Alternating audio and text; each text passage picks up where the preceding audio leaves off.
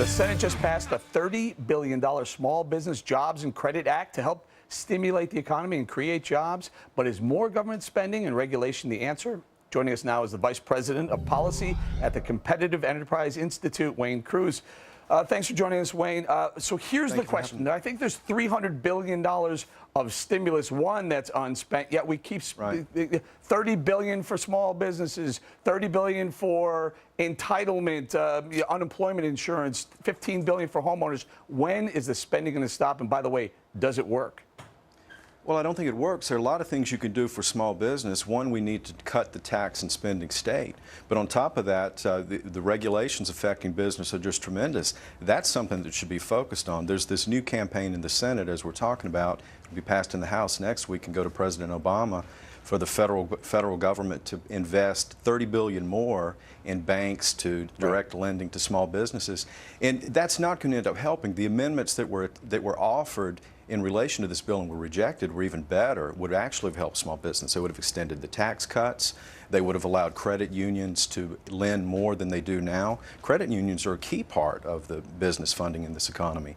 And those are the kinds of things that should have been done to open up credit. But moreover, there are 4,000 plus regulations coming out of Washington every year. Dealing with that and the $1.5 trillion cost of those rules, that's the kind of thing that would really help with growing jobs and creating a new, healthier economy. But Wayne, you say regulations should expire like a carton of milk, but wouldn't that cause just insane bottlenecks in Washington trying to re-up these regulations?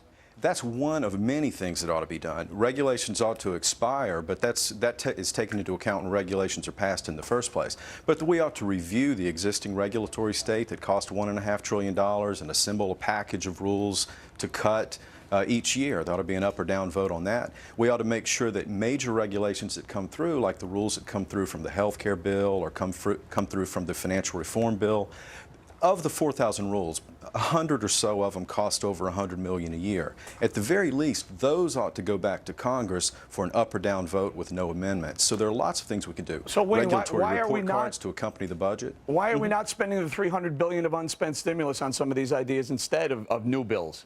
Well, the idea isn't to spend federal money. You don't want to spend tax money on business. It's not a good idea to have government deciding what kind of businesses or what kind of loans should be made.